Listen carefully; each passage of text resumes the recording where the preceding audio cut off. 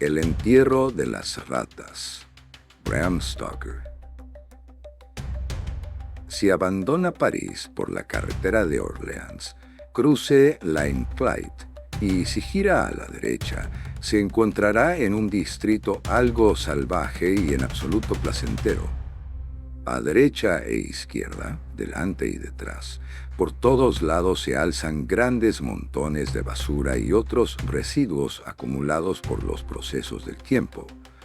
París tiene su vida nocturna, además de la diurna, y el viajero que penetra en su hotel de la Rue de Rivoli o la Rue Saint-Honoré a última hora de la noche, o lo abandona a primera hora de la mañana, puede adivinar, al llegar cerca de Montreux, si no lo ha hecho ya antes, la finalidad de esos grandes carros que parecen como calderas sobre ruedas y que puede hallar pase por donde pase.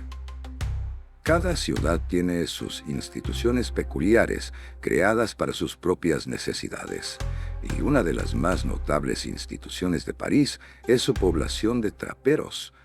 A primera hora de la mañana, y la vida de París empieza a una hora muy temprana, pueden verse colocadas en la mayoría de las calles, al otro lado de cada patio y callejón, y entre tantos edificios, como todavía en algunas ciudades norteamericanas, y incluso en partes de Nueva York, grandes cajas de madera en las que las criadas o los inquilinos de las casas vacían la basura acumulada del día anterior.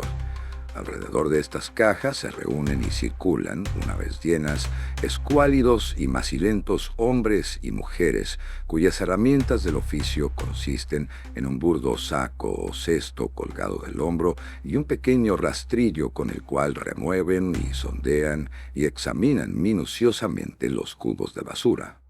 Recogen y depositan en sus cestos, con ayuda de sus rastrillos, todo lo que pueden encontrar con la misma facilidad que un chino utiliza sus palillos para comer. París es una ciudad de centralización, y centralización y clasificación están estrechamente aliadas. En los primeros tiempos, cuando la centralización se está convirtiendo en un hecho, su precursora es la clasificación. Todas las cosas que son similares o análogas son agrupadas juntas y del agrupamiento de esos grupos surge un punto total o central. Vemos radiar muchos largos brazos con innumerables tentáculos y en el centro surge una gigantesca cabeza con un amplio cerebro y ojos atentos que miran a todos lados y con oídos sensibles a todos los sonidos y una boca voraz para tragar. Otras ciudades se parecen a todas las aves y animales y peces cuyos apetitos y digestiones son normales. Solo París es la apoteosis analógica del pulpo, producto de la centralización llevada a un ad absurdum. Representa con justicia el pez de diablo, y en ningún otro aspecto es más curioso el parecido con la similitud con el aparato digestivo.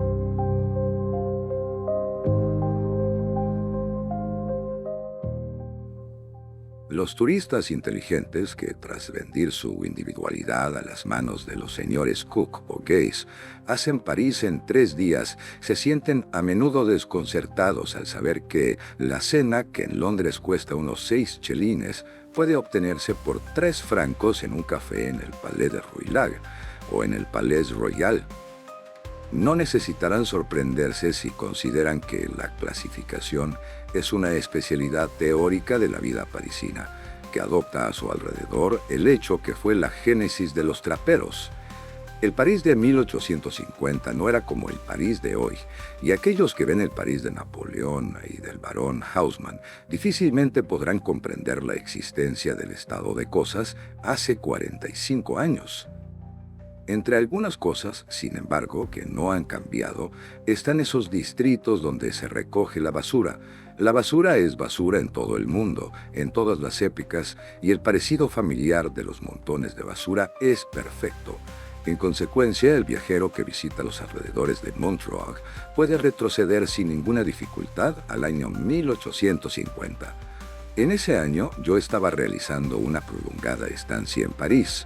Estaba muy enamorado de una joven dama que, aunque correspondía a mi pasión, cedía de tal modo a los deseos de sus padres que había prometido no verme ni carteriarme conmigo por un año.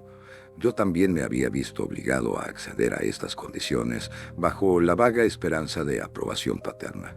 Durante el tiempo de prueba, había prometido permanecer fuera del país y no escribirle a mi amor hasta que hubiera transcurrido el año.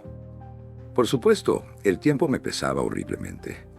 No había nadie de mi familia o círculo que pudiera hablarme de Alice, y nadie de su propia familia tenía, lamento decirlo, la suficiente generosidad como para enviarme siquiera alguna palabra de aliento ocasional relativa a su salud y bienestar. Pasé 6 meses vagando por Europa, pero como no podía hallar una distracción satisfactoria en el viaje, decidí ir a París, donde al menos estaría al alcance de cualquier llamada de Londres en caso de que la buena suerte me reclamara antes de terminar el plazo. La esperanza diferida enferma el corazón nunca estuvo mejor ejemplificado que en mi caso, porque además del perpetuo anhelo de ver el rostro que amaba, siempre estaba conmigo la torturante ansiedad de que algún accidente pudiera impedirme mostrarle a Alice a su debido tiempo que, durante el largo periodo de prueba, había sido fiel a su confianza y a mi amor. Así cualquier aventura que emprendí tenía en sí misma un intenso placer, porque estaba cargada de posibles consecuencias más de las que normalmente hubiera afrontado. Como todos los viajeros, agoté los lugares de mayor interés al primer mes de mi estancia, y al segundo mes me sentí impulsado a buscar diversión allá donde pudiera. Tras efectuar diversas excursiones a los suburbios más conocidos, empecé a ver que existía una terra incógnita, en lo que a las guías de viaje se refería en las selvas sociales que se extendían entre estos puntos de atracción. En consecuencia, empecé a sistematizar mis investigaciones, y cada día tomaba el hilo de mi exploración en el lugar donde lo había dejado caer el día anterior. A lo largo del tiempo, mi vagabundo me llevó cerca de Montrouge y vi que por ahí se extendía la última tule de la exploración social, un país tan poco conocido como el que rodea las fuentes del Nilo Blanco, y así decidí investigar filosóficamente a los traperos, su hábitat, su vida y sus medios de vida. El trabajo era desagradable, difícil de realizar, y con pocas esperanzas de una recompensa adecuada. Sin embargo, pese a la razón, prevaleció la obstinación, y entré en mi nueva investigación con más energía de la que hubiera podido apelar para que me ayudara en cualquier otra investigación que me condujera a cualquier otro fin valioso o digno de estima. Un día, a última hora de una espléndida tarde de finales de septiembre, entré en el Sancta Sanctorum de la Ciudad de la Basura. El lugar era evidentemente la morada reconocida de un buen número de traperos, porque se manifestaba una especie de orden en la formación de los montículos de basura al lado de la carretera. Pasé entre esos montículos, que se erguían como ordenados centinelas, decidido a penetrar más profundamente y rastrear la basura hasta su última localización. Mientras avanzaba, vi detrás de los montículos de basura algunas formas, que iban de aquí para allá, vigilando evidentemente con interés la aparición de cualquier extraño a aquel lugar. El distrito era como una pequeña Suiza, y mientras avanzaba mi tortuoso camino, se cerró a mis espaldas. Finalmente llegué a lo que parecía una pequeña ciudad o comunidad de traperos. Había un cierto número de chozas o chabolas, como las que pueden encontrarse en las remotas partes del pantano de Alan. Toscos lugares con paredes de cañas recubiertas con mortero de barro y con techos de paja hechos de los residuos de los establos.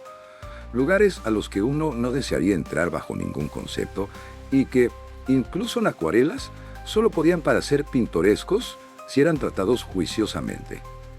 En medio de esas cabañas había una de las más extrañas adaptaciones, no puedo decir habitaciones, que jamás haya visto.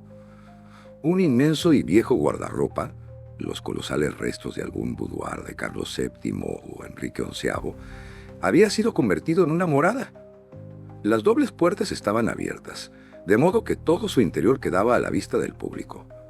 La mitad abierta del guardarropa era una sala de estar de 1,20 m por 1,80 m, donde se sentaban, fumando sus pipas alrededor de un brasero de carbón, no menos de 6 viejos soldados de la Primera República, con sus uniformes arrugados y deshilachados. Evidentemente eran de la clase de los Mauvais Sujets. Sus turbios ojos y sus mandíbulas colgantes hablaban con claridad de un amor común a la absenta, y sus ojos tenían esa expresión perdida y consumida que es el sello del borracho en sus peores momentos, y ese semblante de adormecida ferocidad que sigue a la estela del copioso beber. El otro lado estaba como en sus otros tiempos, con sus estantes intactos, excepto que habían sido cortados en profundidad por la mitad, y en cada estante, de los que había 6, se había habilitado una cama hecha de trapos y trapa. La media docena de respetables que vivían en aquella estructura me miraron con curiosidad cuando pasé, y cuando les devolví la mirada tras haberlo rebasado unos pasos, vi que unían sus cabezas en una susurrada conferencia. No me gustó en absoluto el aspecto de todo aquello, porque el lugar era muy solitario y los hombres tenían un aspecto muy villano. De todos modos, no vi causa para tener miedo y seguí adelante penetrando más y más en el Sahara. El camino era tortuoso a cierto grado, y tras avanzar en una serie de semicírculos, como cuando uno patina en una pista de patinaje, no tardé en sentirme confuso con respecto a los puntos cardinales. Cuando hube penetrado un poco más, vi, al doblar la esquina de un medio montículo, sentado sobre un montón de paja, a un viejo soldado con una deshilachada chaqueta. Vaya, me dije a mí mismo, la Primera República está bien representada aquí en sus soldados. Cuando pasé por su lado, el viejo ni siquiera alzó la vista hacia mí, sino que miró al suelo con estólida persistencia. De nuevo observé para mí mismo. Mira lo que puede hacer una vida de duras batallas. La curiosidad de este hombre es una cosa del pasado. Cuando hube dado algunos pasos más, sin embargo, miré bruscamente hacia atrás y vi que la curiosidad no estaba muerta, porque el veterano había alzado la cabeza y me estaba mirando con una expresión muy curiosa. Tuve la impresión de que su aspecto era muy parecido al de los 6 respetables de antes.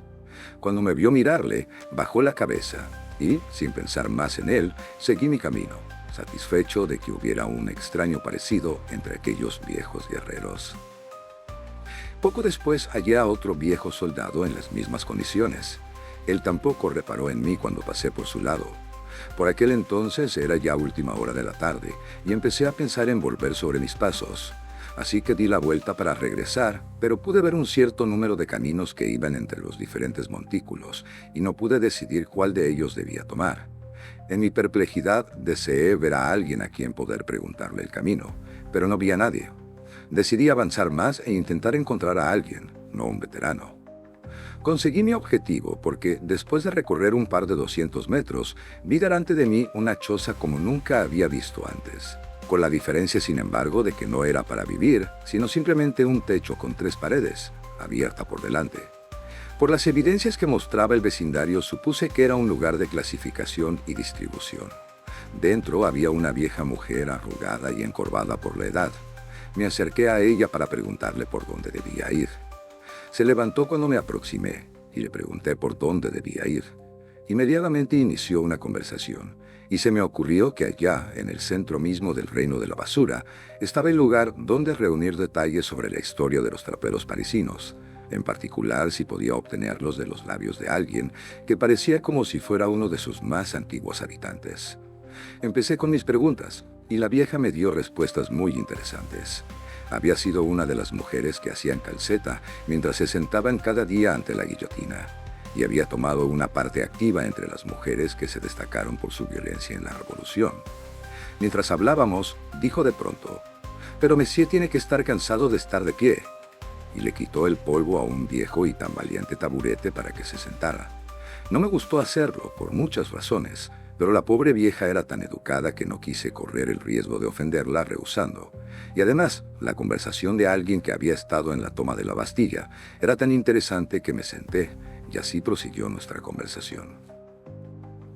Mientras hablábamos, un viejo hombre, más viejo y encorvado y lleno de regajos incluso que la mujer, apareció detrás de la choza. «Esta es Pierre», me dijo. «Monsieur puede oír ahora las historias que desee, pues Pierre estuvo en todas partes, desde la Bastilla hasta Waterloo».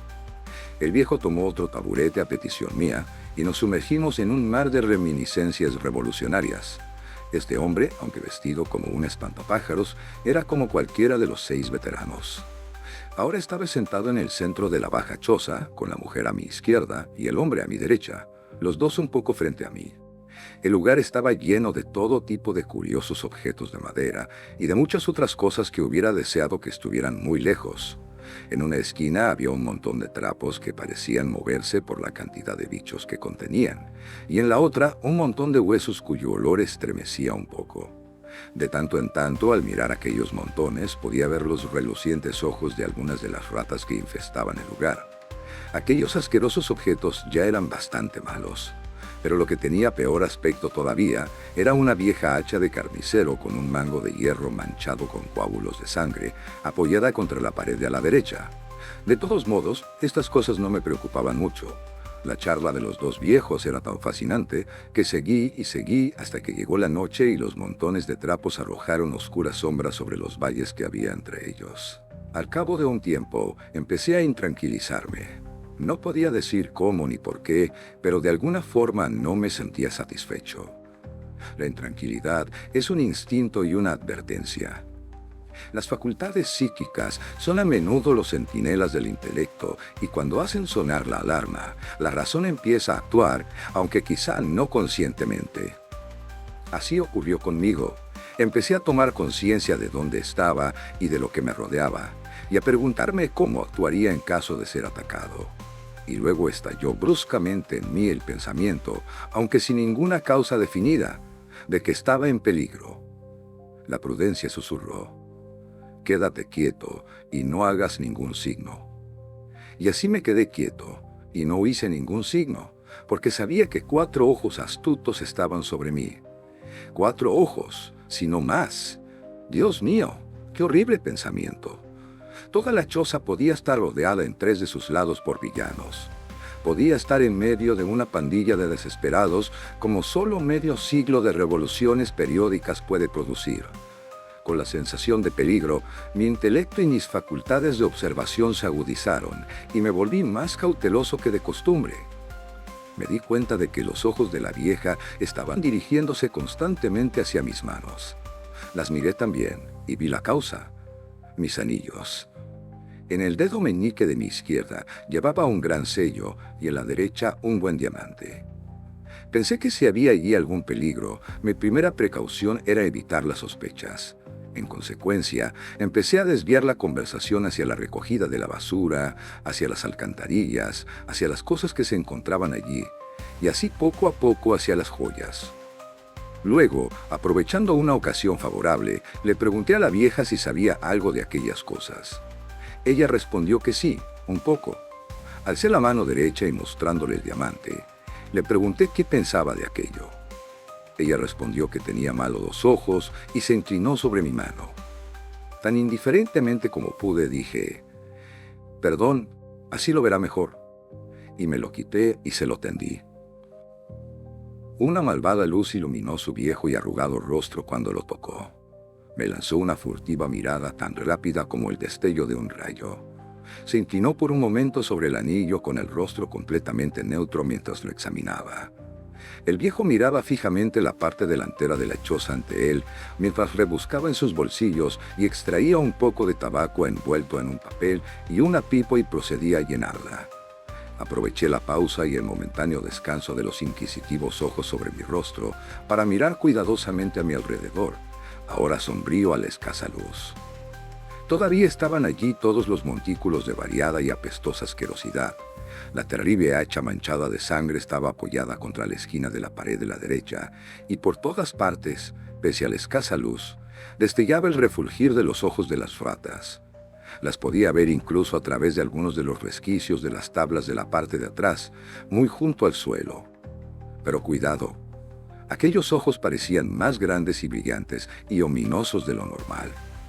Por un instante pareció como si se me parara el corazón y me sentía presa de aquella vertiginosa condición mental en la que uno siente una especie de embriaguez espiritual y como si el cuerpo se mantuviera erguido tan solo en el sentido de que no hay tiempo de caer antes de recuperarte. Entonces en otro segundo la calma regresó a mí, una calma fría con todas las energías en pleno vigor, con un autocontrol que sentía perfecto con todas mis sensaciones e instintos alertas. Ahora sabía la extensión del peligro. Era vigilado y estaba rodeado por personas desesperadas. Ni siquiera podía calcular cuántos de ellos estaban tendidos ahí detrás de la choza, aguardando el momento para atacar. Yo me sabía grande y fuerte, y ellos lo sabían también. También sabían, como yo, que era inglés y que por lo tanto lucharía, y así aguardaban. Tenía la sensación de que en los últimos segundos había conseguido una ventaja porque sabía el peligro y comprendía la situación. Esta, pensé, es mi prueba de valor, la prueba de resistencia. La prueba de lucha vendría más tarde. La vieja mujer levantó la cabeza y me dijo de forma un tanto satisfecha: un espléndido anillo, ciertamente. Un hermoso anillo. Oh, sí, hubo un tiempo en que yo tuve anillos así, montones de ellos, y brazaletes y pendientes. Oh, porque en aquellos espléndidos días yo era la reina del baile. Pero ahora me han olvidado. En realidad nunca han oído hablar de mí. Quizás sus abuelos sí me recuerden, a menos algunos de ellos. Y dejó escapar una seca y cacareante risa.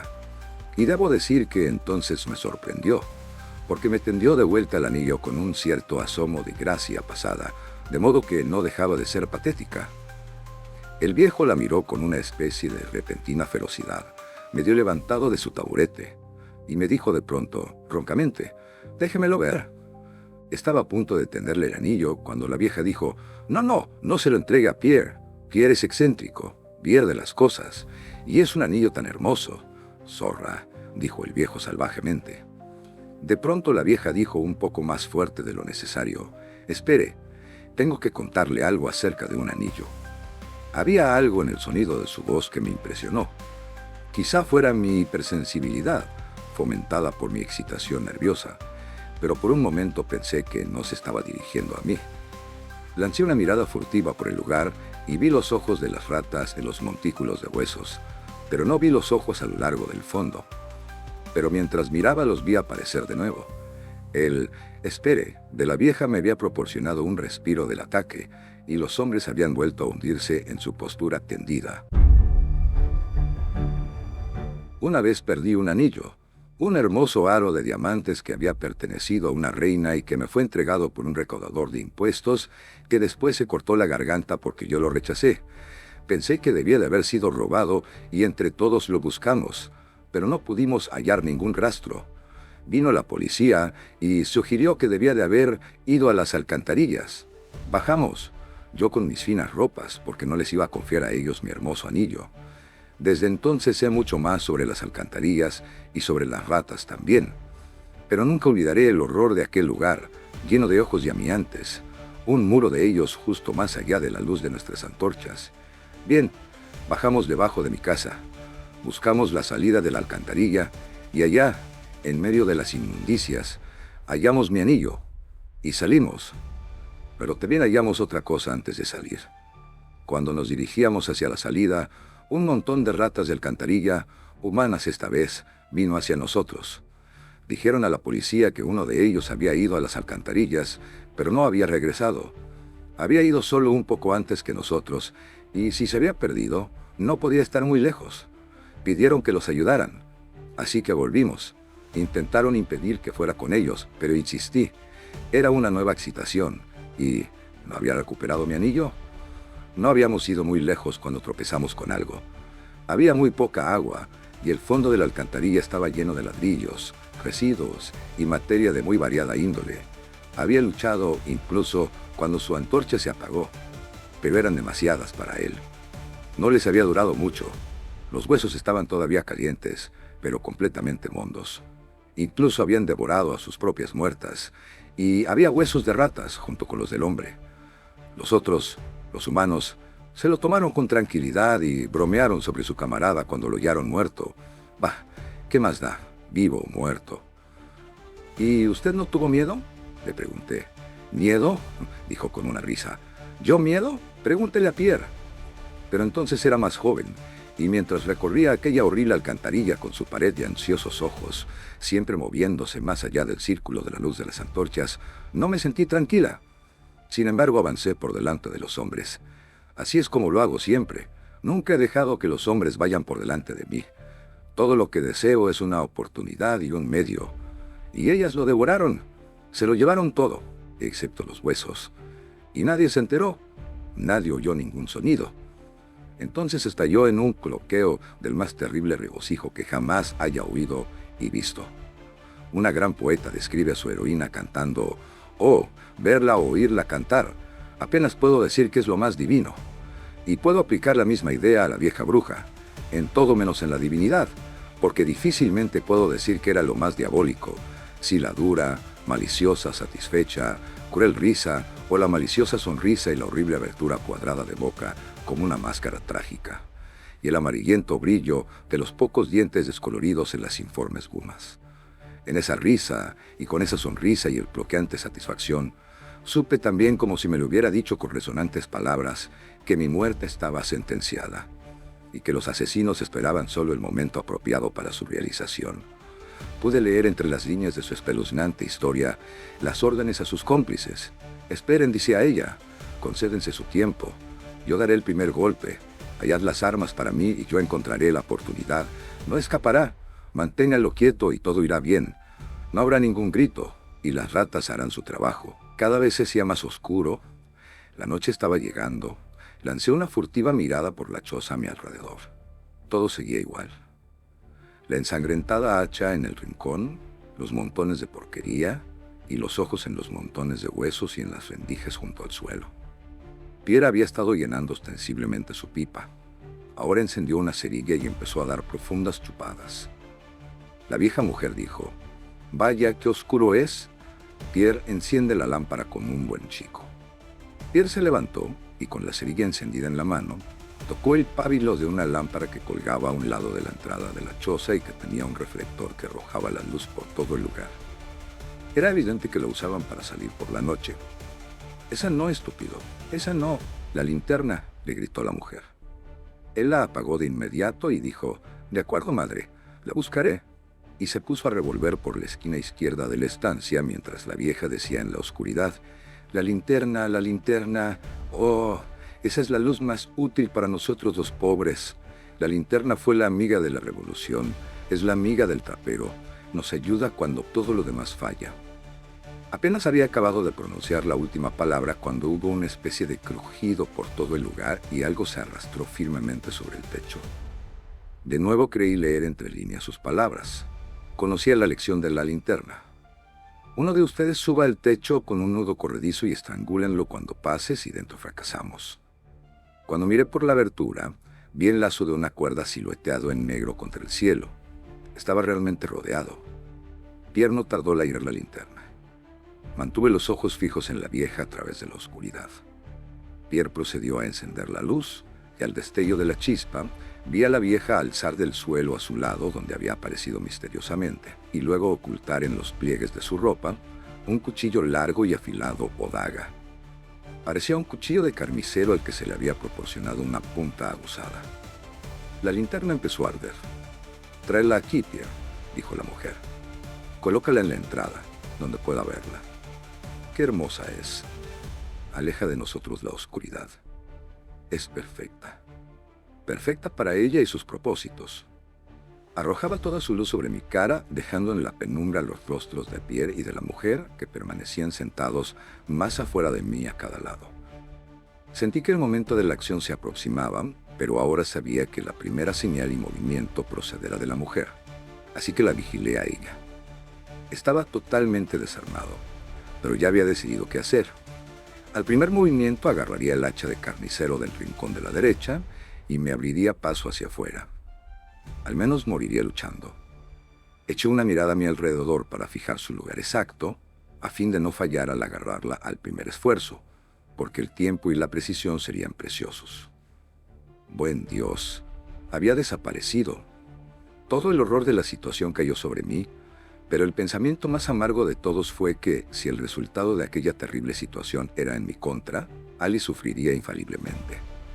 O bien me creería un falso, y cualquier enamorado o cualquiera que lo ha estado alguna vez puede imaginar la amargura del pensamiento, o seguiría amándome durante mucho tiempo después de que me hubiera perdido para ella y para el mundo, y así su vida se vería rota y amargada, destrozada por la decepción y la desesperación. La verdadera magnitud del dolor me aferró y me dio ánimos para soportar el terrible escrutinio de los conspiradores. Creo que no me traicioné. La vieja mujer me estaba observando como un gato observa a un ratón. Tenía su mano derecha oculta en los pliegues de su ropa, agarrando, como ya sabía, aquella larga daga de aspecto cruel. Tuve la sensación de que si hubiera visto alguna inquietud en mi rostro, Hubiera sabido que había llegado un momento y habría saltado sobre mí como una tigresa, segura de atraparme descuidado. Eché una mirada a la derecha y vi allí que también una nueva causa de peligro. Delante y alrededor de la choza, había poca distancia, unas formas sombrías. Estaban completamente inmóviles, pero sabía que todas estaban alerta y en guardia. Tenía pocas chances en esa dirección. Eché de nuevo una mirada a mi alrededor.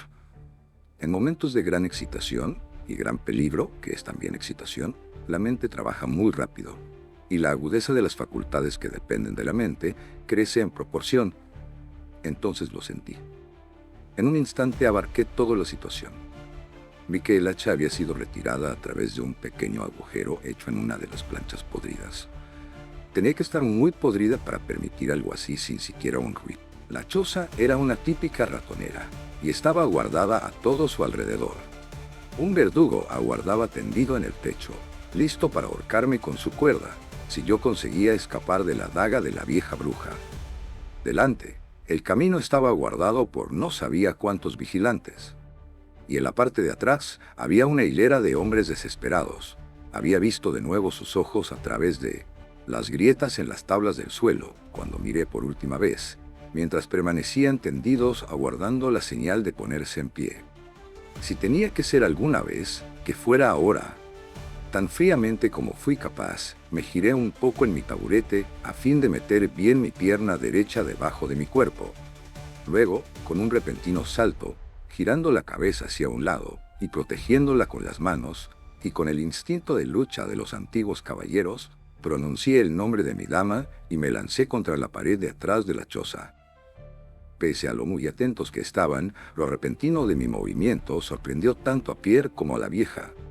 Al tiempo que atravesaba las podridas planchas, vi a la mujer levantarse de un salto, como un tigre, y oí su grito ahogado de contenida rabia.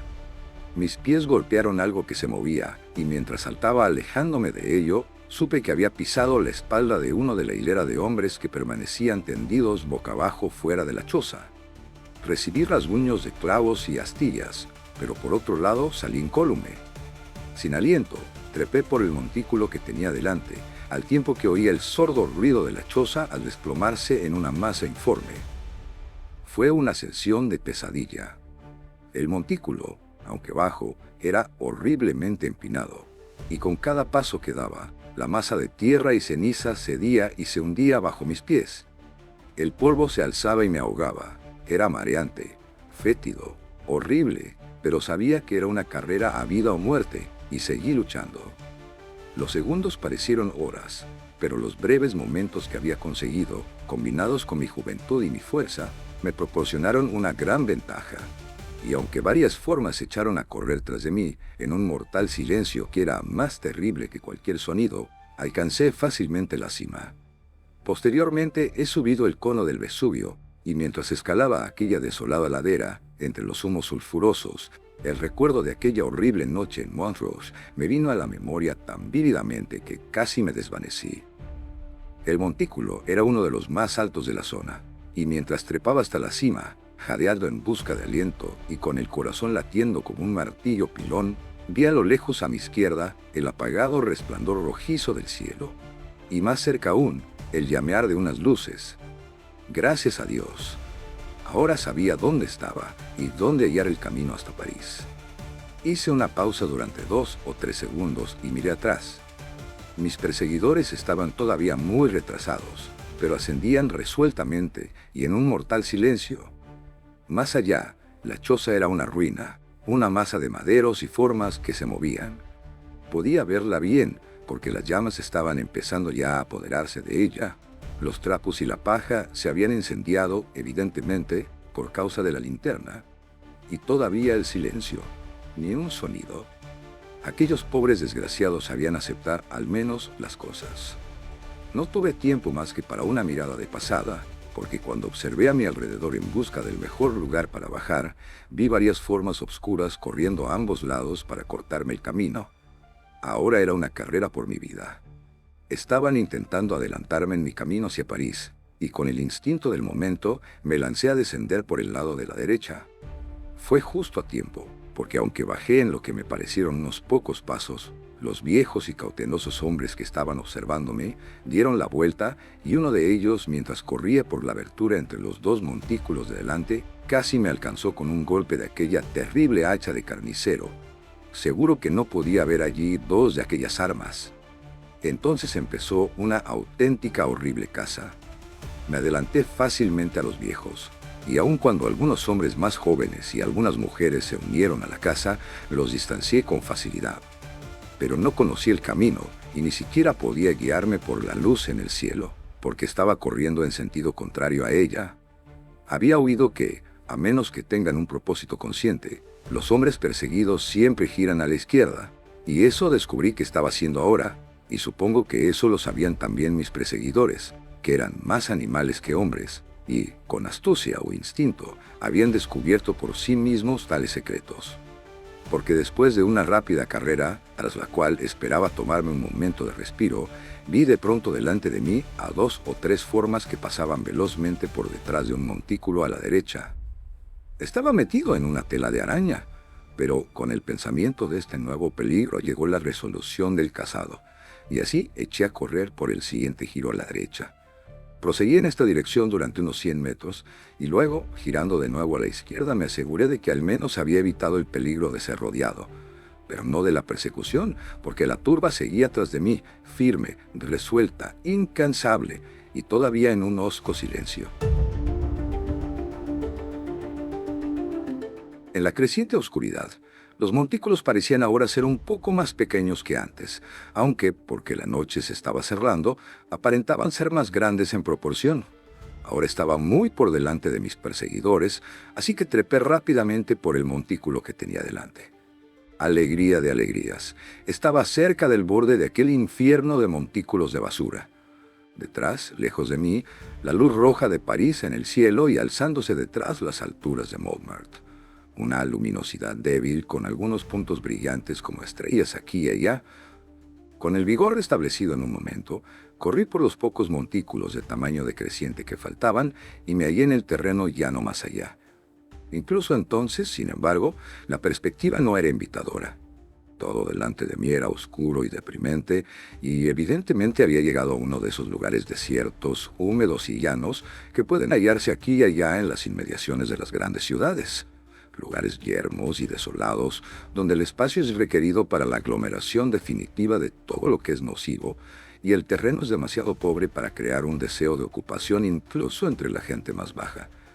Con los ojos acostumbrados a la semiobscuridad del anochecer, y lejos ahora de las sombras de aquellos terribles montículos de basura, podía ver mucho más fácilmente que hace unos momentos. Era posible, por supuesto, que el resplandor en el cielo de las luces de París, aunque la ciudad estaba a algunos kilómetros de distancia, se reflejara aquí. Fuera lo que fuese, veía lo suficiente como para percibir todo lo que había a una cierta distancia a mi alrededor. Delante había una lúgubre y plana extensión que parecía casi una llanura muerta, con el oscuro brillo de charcas de agua estancada aquí y allá. Aparentemente muy lejos a la derecha, entre un pequeño racimo de luces dispersas, se alzaba la oscura masa de Fort Montrouge. Y lejos a la izquierda, en la oscura distancia, marcadas por el apagado brillo de las ventanas de algunas casas, las luces en el cielo mostraban la situación de Bicêtre. Un momento de reflexión me decidió a dirigirme hacia la derecha e intentar alcanzar Montrouge. Ahí al menos habría algún tipo de seguridad y posiblemente llegaría antes a alguno de los cruces de carreteras que conocía. En alguna parte, no muy lejos, tenía que estar la estratégica carretera que conectaba la cadena de fuertes que rodeaba la ciudad. Entonces miré hacia atrás, sobre los montículos y silueteados en negro contra el resplandor del horizonte parisino, vi varias figuras que se movían y más a la derecha otras varias que se desplegaban entre yo y mi destino. Evidentemente tenían intención de cortarme el paso en aquella dirección, y así mis elecciones se redujeron. Ahora se limitaban a ir directamente al frente o girar a la izquierda. Me incliné hacia el suelo, a fin de conseguir la ventaja del horizonte como línea de visión, y miré con atención en aquella dirección, pero no pude detectar ningún signo de mis enemigos.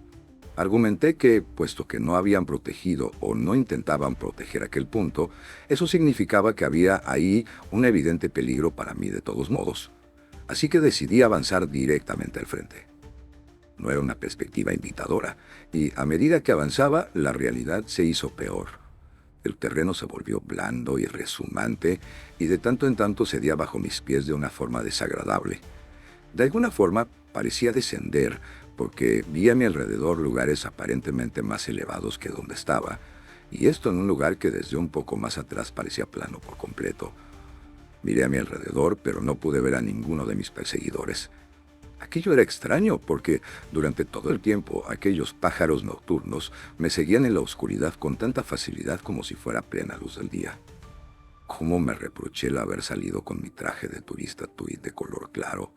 El silencio, al no ser capaz de ver a mis enemigos mientras tenía la sensación de que ellos me estaban observando, era cada vez más terrible.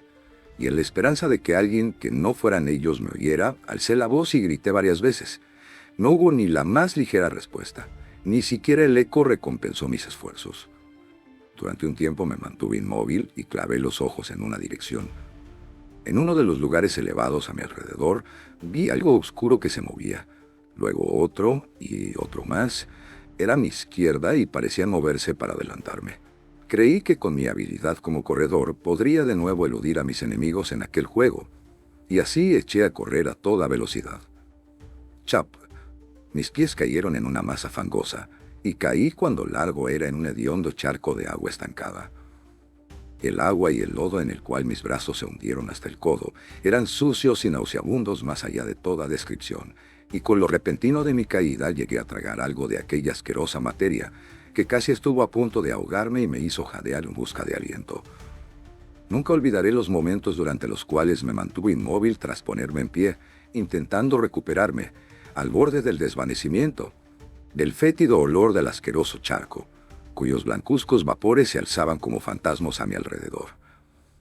Lo peor de todo fue que, con la aguda desesperación del animal cazado cuando ve a la jauría perseguidora lanzarse contra él, vi ante mis ojos, mientras permanecía de pie impotente, las oscuras formas de mis perseguidores avanzando rápidamente para rodearme. Resulta curioso cómo nuestras mentes elaboran extraños vericuetos incluso cuando las energías del pensamiento se hallan en apariencia concentrados en alguna terrible y apremiante necesidad. Mi vida estaba en momentáneo peligro.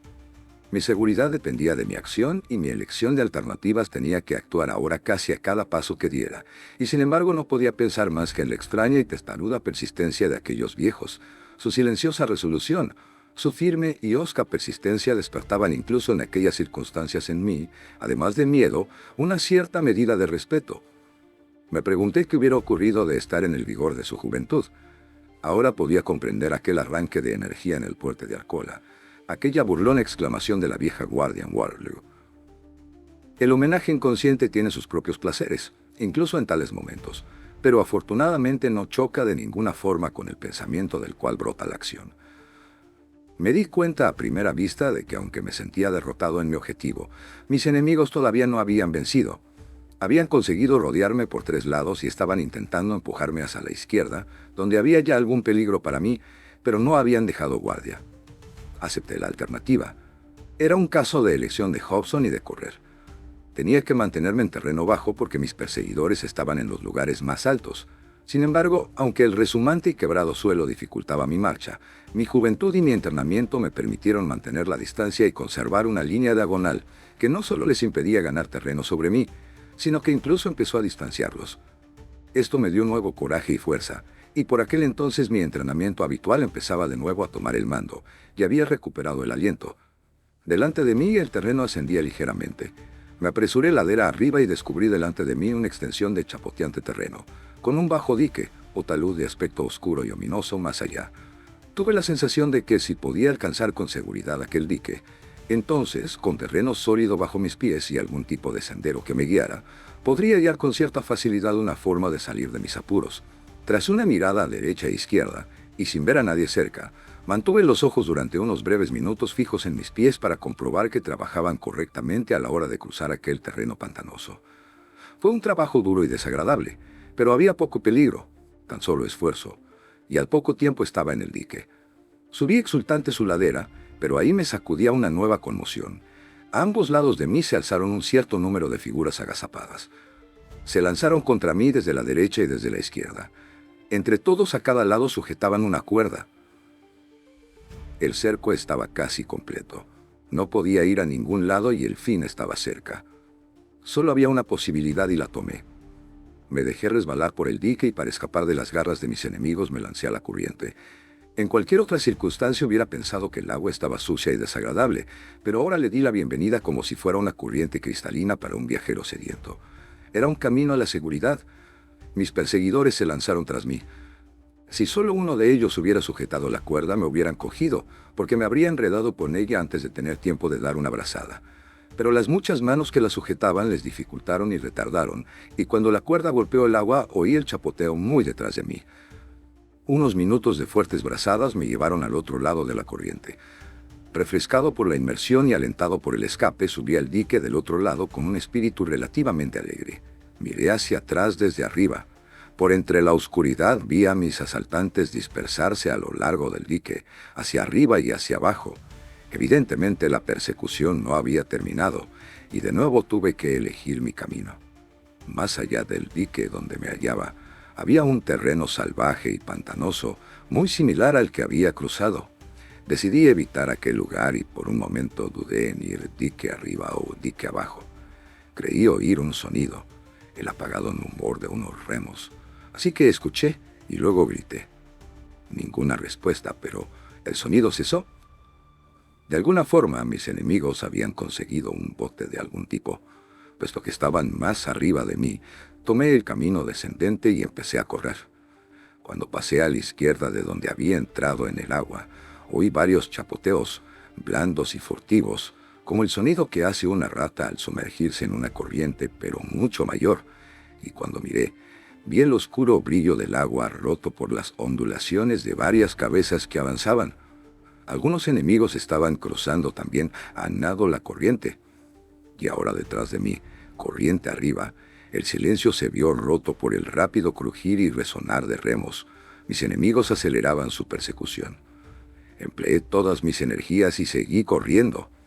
Al cabo de un par de minutos, miré hacia atrás y a la luz que se filtraba a través de las nubes, vi varias formas oscuras trepar al terraplén tras de mí.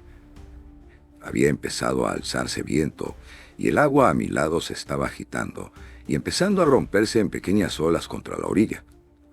Tenía que mantener los ojos muy atentos al terreno delante de mí para evitar tropezar, porque sabía que tropezar era la muerte. Al cabo de otros pocos minutos, miré de nuevo hacia atrás. En el dique solo había unas pocas figuras oscuras, pero cruzando el terreno pantanoso había muchas más. Ignoraba qué nuevo peligro significaba esto, solo podía suponerlo. Luego, mientras corría, tuve la sensación de que mi camino seguía desviándose hacia la derecha.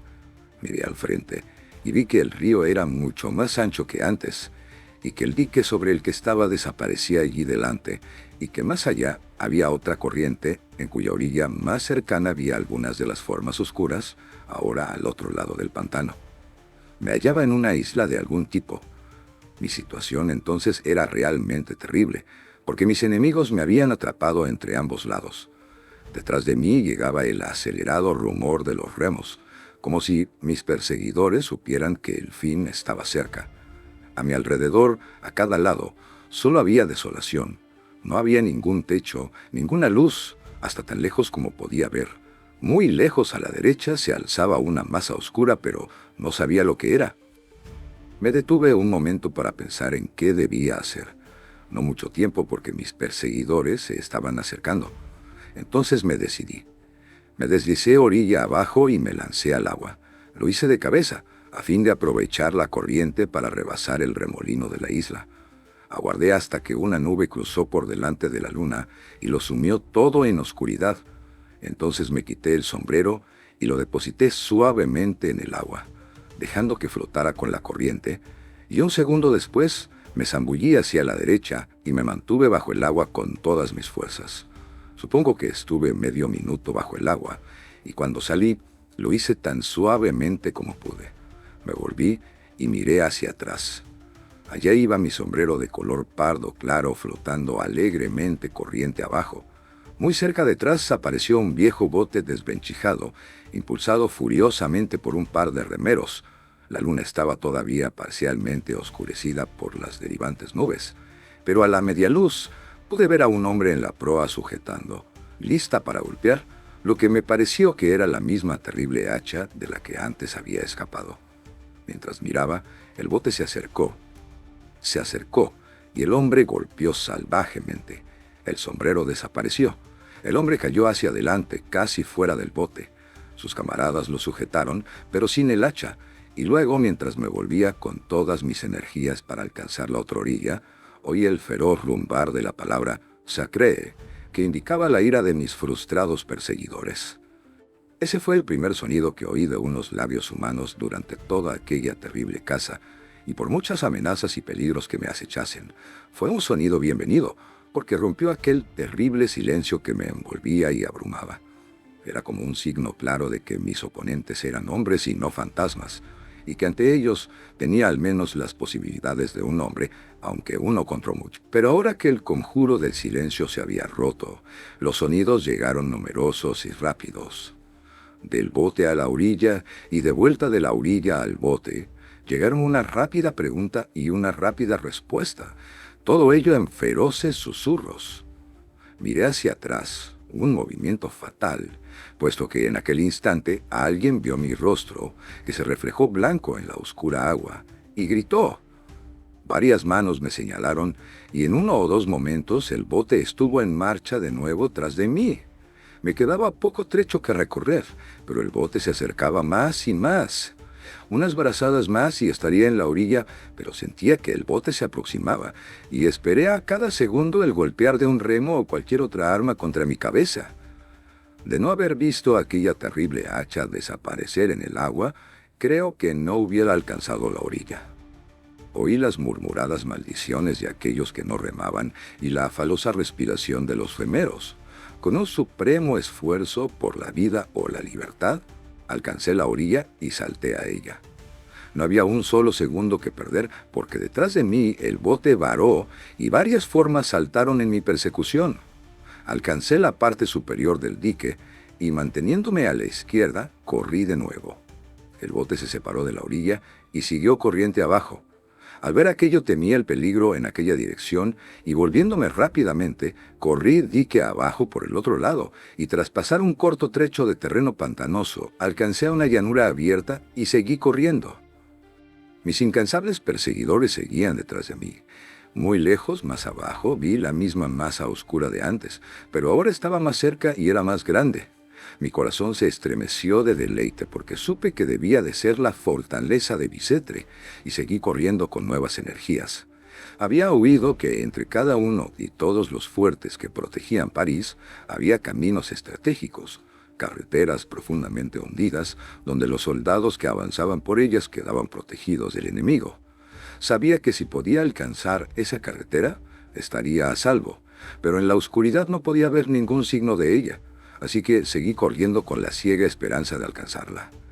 De pronto, llegué al borde de un profundo corte y descubrí que allá abajo avanzaba una carretera protegida a cada lado por una zanja de agua, con una alta pared vertical a cada lado. Cada vez más débil y aturdido, seguí corriendo. El terreno se volvió quebrado, cada vez más y más, hasta que me tambaleé y caí, y me levanté de nuevo y corrí con la ciega angustia de los perseguidos. De nuevo el pensamiento de Alice me dio nervio. No destrozaría su vida. Lucharía y me debatiría hasta el final. Con un gran esfuerzo llegué a la muralla del fuerte. Mientras me izaba trepando como un gato montés, sentí realmente una mano que intentaba agarrar la suela de mi zapato. Me hallaba ahora en una especie de calzada elevada, y delante de mí vi una débil luz. Ciego y aturdido, seguí corriendo. Me tambaleé, caí y me levanté de nuevo, cubierto de polvo y sangre. ¡Allah! Las palabras sonaron como una voz celestial. Un chorro de luz pareció envolverme, y grité de alegría. ¡Kíbala! El sonido de unos mosquetes, el desflayo de Estela ante mis ojos, me agaché instintivamente, pensando que muy cerca detrás de mí venían mis perseguidores. Otra palabra o dos, y de una puerta brotó, o eso me pareció, una marea de rojo y azul cuando salió la guardia.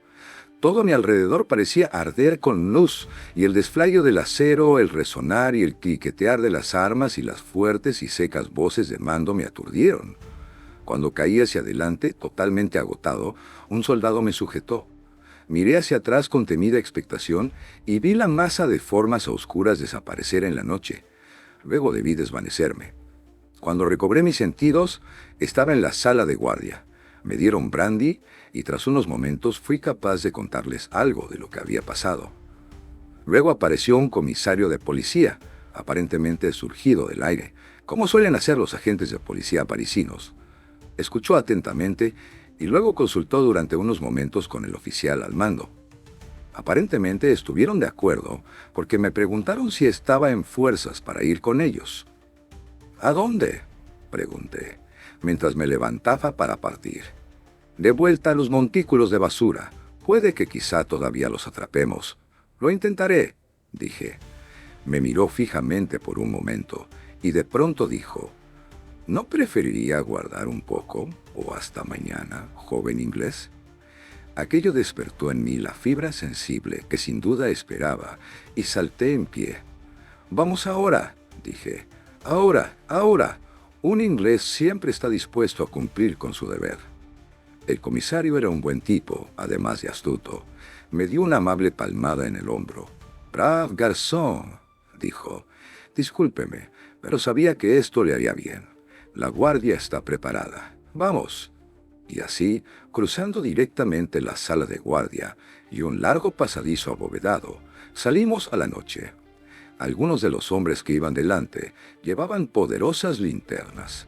A través de patios y por un camino descendente, salimos a través de un bajo arco hasta una carretera hundida, la misma que había visto en mi huida.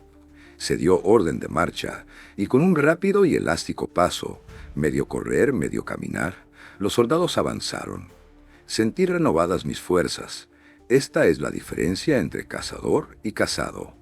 Una breve distancia nos llevó a un bajo pontón de pontones que cruzaba la corriente.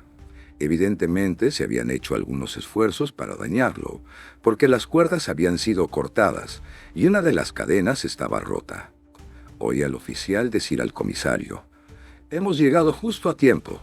Unos minutos más y hubieran destruido el puente. Adelante, más aprisa todavía». Y así seguimos. De nuevo alcanzamos un pontón sobre la corriente. Cuando llegamos a él, oímos el hueco retumbar de los tambores metálicos, mientras los esfuerzos por destruir el puente se renovaban. Una orden de mando, y varios hombres alzaron sus rifles. ¡Fuego! Sonó una descarga. Hubo un grito ahogado, y las formas oscuras se dispersaron. Pero el mal ya había sido hecho, y vimos el otro extremo del pontón derivar en la corriente. Aquello significó un importante retraso y había transcurrido casi una hora antes de que hubiéramos renovado las cuerdas y restablecido lo suficiente el puente como para cruzarlo. Reanudamos la persecución. Avanzamos más y más rápidamente hacia los montículos de basura. Al cabo de un tiempo llegamos a un lugar que conocía. Había los restos de un fuego. Unas pocas cenizas de madera quemada aún dejaban escapar un resplandor rojizo, pero la mayor parte estaban frías. Reconocí el emplazamiento de la choza y el montículo detrás de ella por el que había escapado, y en el parpadeante resplandor los ojos de las ratas todavía brillaban con una especie de fosforescencia. El comisario dijo una palabra al oficial, y éste gritó: «¡Alto!». Se ordenó a los soldados que se desplegaran y vigilaran, y luego empezamos a examinar las ruinas. El propio comisario empezó a levantar las tablas carbonizadas y la porquería, que los soldados fueron retirando y apilando a un lado. De pronto se echó hacia atrás, luego se inclinó, y alzándose me hizo señas. «Mire», dijo. Era una horrible vista. Había ahí un esqueleto boca abajo, una mujer por la forma, una mujer vieja por la tosca fibra de los huesos. Entre las costillas asomaba una larga daga, como una púa hecha con un cuchillo de carnicero afilado con la punta enterrada en la espina dorsal. Observará que el oficial y a mí mientras sacaba su bloc de notas. Observará también, me estremecí cuando colocó su mano sobre el esqueleto, que esperaron poco tiempo, porque los huesos apenas están fríos. No había signos de nadie más cerca, ni vivo ni muerto. Y así, desplegados de nuevo en línea, los soldados siguieron avanzando. Finalmente llegamos a la choza hecha con el viejo guardarropa. Nos acercamos. En 5 de los 6 compartimientos había un hombre durmiendo tan profundamente que ni siquiera el resplandor de las linternas lo despertaron. Parecían viejos y hoscos y canosos, con sus rostros hundidos, arrugados y curtidos, y sus bigotes blancos. El comisario dio seca y fuertemente una voz de mando, y todos estuvieron de pie ante nosotros en posición de firmes. «¿Qué hacéis aquí?» «Estábamos durmiendo». «¿Dónde están los otros chifoniers?» «Han ido a trabajar». «¿Y ustedes?» «Estamos de guardia». Brilló el oficial loscamente, mientras miraba a los viejos a la cara uno tras otro y añadía con fría y deliberada crueldad: «¿Dormidos en servicio? ¿Así es como se comporta la vieja guardia? No me extraña lo que ocurrió en Waterloo». A la luz de la linterna vi los hoscos y viejos rostros ponerse mortalmente pálidos y casi me estremecí ante la expresión de los ojos del viejo cuando las risas de los soldados hicieron eco a la burla del oficial. En aquel momento tuve la sensación de que en cierta medida había sido vengado. Por un momento pareció como si fueran a arrojarse contra su atormentador, pero años de vida en el ejército les habían enseñado y permanecieron inmóviles. «Solo sois 5», dijo el comisario. «¿Dónde está el sexto?» La respuesta llegó con una lúgubre risita. «Está aquí». Y el que hablaba señaló al fondo del guardarropa. «Murió la otra noche. No va a hallar mucho de él. El entierro de las ratas es rápido». El comisario se inclinó y miró. Luego se volvió al oficial y dijo tranquilamente: «Será mejor que nos marchemos. Ya no hay ninguna huella ahora. Nada que pruebe que este hombre fue el herido por las balas de sus soldados. Probablemente lo asesinaron para cubrir sus huellas». «Mire». Se inclinó de nuevo y apoyó sus manos sobre el esqueleto. «Las ratas trabajan rápido y son muchas. Estos huesos todavía están calientes». Me estremecí, y lo mismo hicieron varios de los que estaban a mi alrededor. «Formen», dijo el oficial, y así, en orden de marcha, con las linternas oscilando al frente y los veteranos armanillados en medio, avanzamos con paso firme fuera de los montículos de basura y regresamos a la fortaleza de Viseire. Mi año de prueba terminó hace mucho tiempo, y ahora Alice es mi esposa.